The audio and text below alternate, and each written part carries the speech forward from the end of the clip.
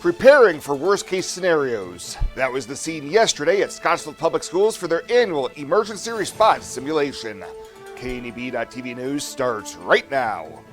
From your trusted source for news in western Nebraska and eastern Wyoming, this is KNEB.TV News.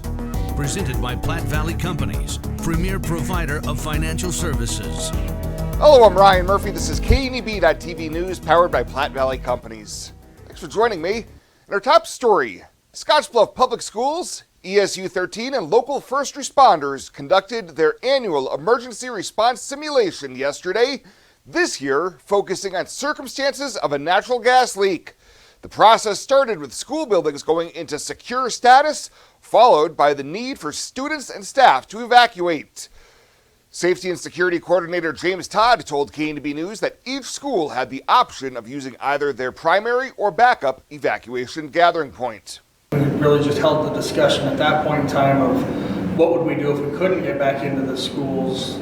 Can we do a reunification, or how do we reunify students with parents from that location? And is it feasible or possible? If not, what do we need to do to move into an area where we can actually accomplish that? The second part, and a primary driver of this year's sim, was having the students miss their lunch period and how community resources could be called upon to help. Todd says hopefully the district can come up with a number of community partners that can address such needs if similar circumstances arise in the future. Well, this week, the Scottsbluff County Commissioners accepted the resignation of Assessor Angela Dillman. County Board Chair Ken Meyer announced that Dillman had informed him last Friday she has decided to step down from the office, ending a 23-year career with the county. And I'm not going to get into all the details, but she did have a serious health issue and felt it necessary that she resign her position. So we'll need a motion from the board to accept that resignation, and we'll move forward then in replacing that after we get certification and some other things going. But as it is right now, Jean is still our certified assessor in the office. Register of Deeds Jean Bauer continues as acting assistant assessor, with Robert Simpson managing the assessor's administrative obligations. We'll have more news right after this. The journey of a dream becoming reality. When we're young, a dream develops into a passion. That passion continues to manifest and grows as you do. It becomes all you want to do and all you want to be. It gives you direction. It drives you. Then your dream has become a reality. When that dream is ready to be reality, Platte Valley Bank will be with you every step of the way.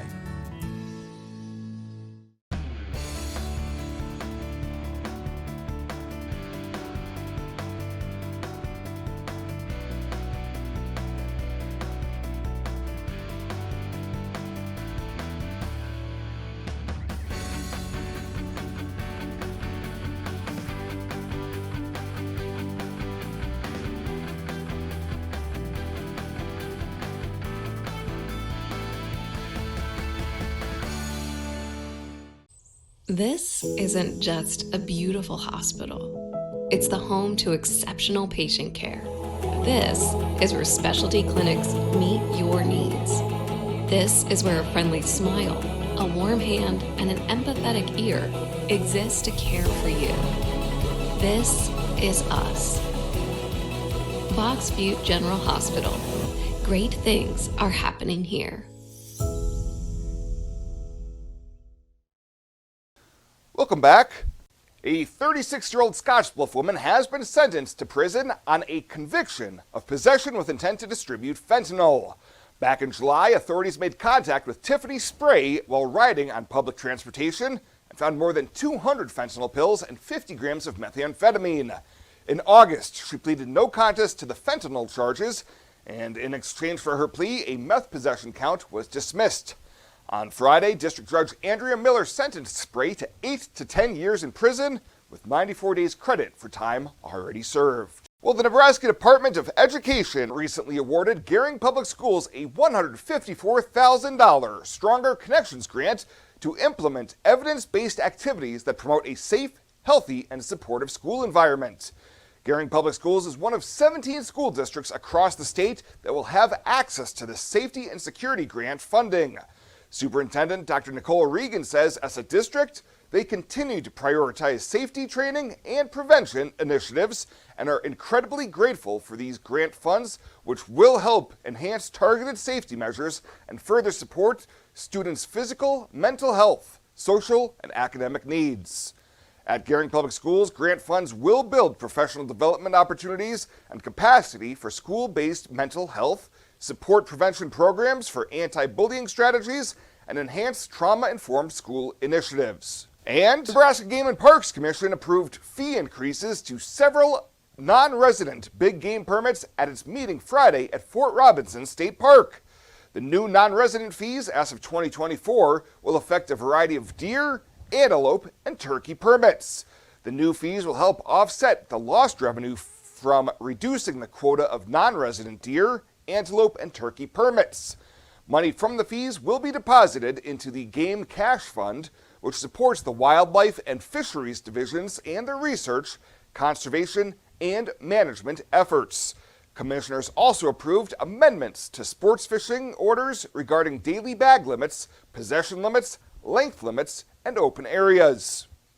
Do you know what backflow is and why it's dangerous? Backflow is when your water's normal flow is reversed due to a vacuum or drop in pressure, putting you at risk of drinking contaminated water containing substances like fertilizers, weed killers, or even feces.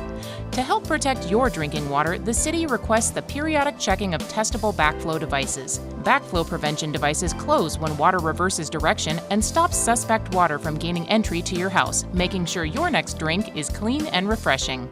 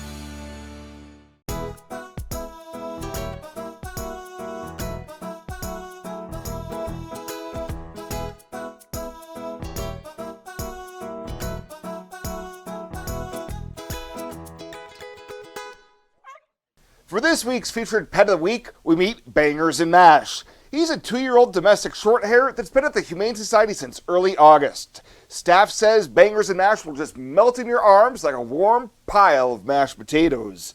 His adoption cost is just $50, and that includes his neuter, microchipping, and vaccinations. To adopt him, or any of the dogs and cats they have available for adoption, you can head on over to the Panhandle Humane Society during normal business hours.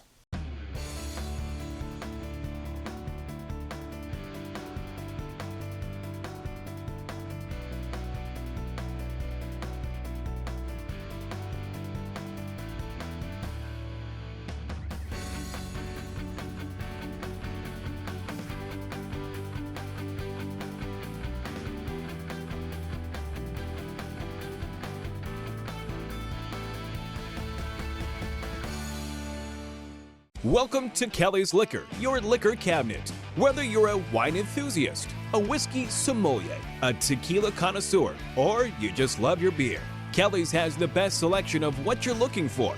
Family owned and operated since 1946 and right on 27th Street in Scottsbluff. Come see us today at Kelly's Liquor, your liquor cabinet. And remember to be a good neighbor. Don't drink and drive. Kelly's Liquor, West 27th Street in Scottsbluff.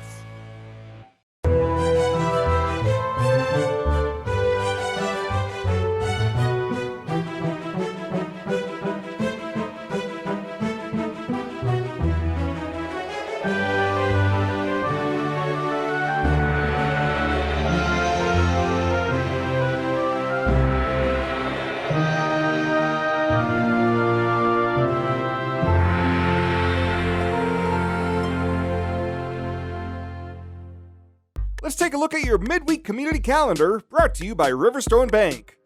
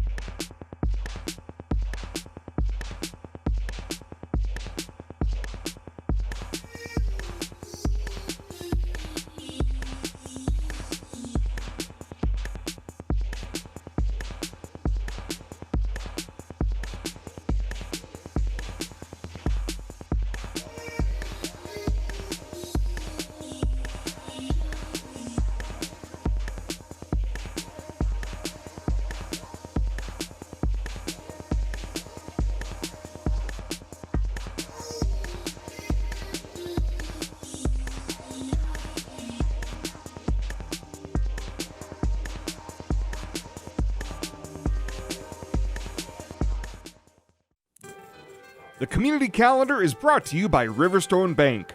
We're local and we love our community.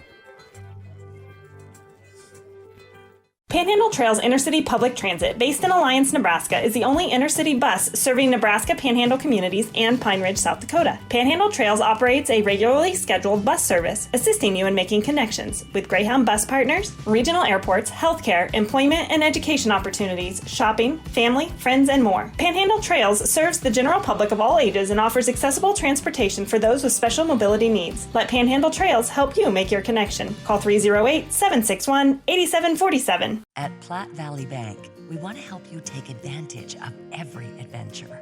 We know you have plans, goals, and dreams. Let us help you with them. Whether you are just starting the business you have always imagined or looking to grow your existing one, we have a business loan to fit your needs. Stop in and see us at Platte Valley Bank and let us help make your dreams a reality. You belong here.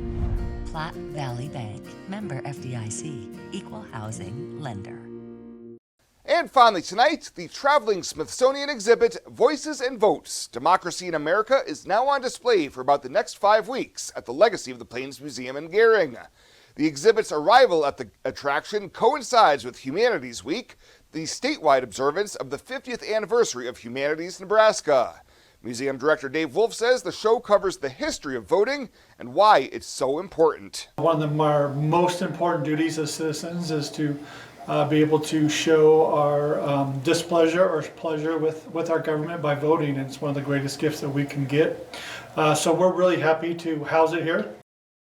Humanities Nebraska has been collaborating with Civic Nebraska to offer special resources to the community that have been hosting the exhibit throughout the year.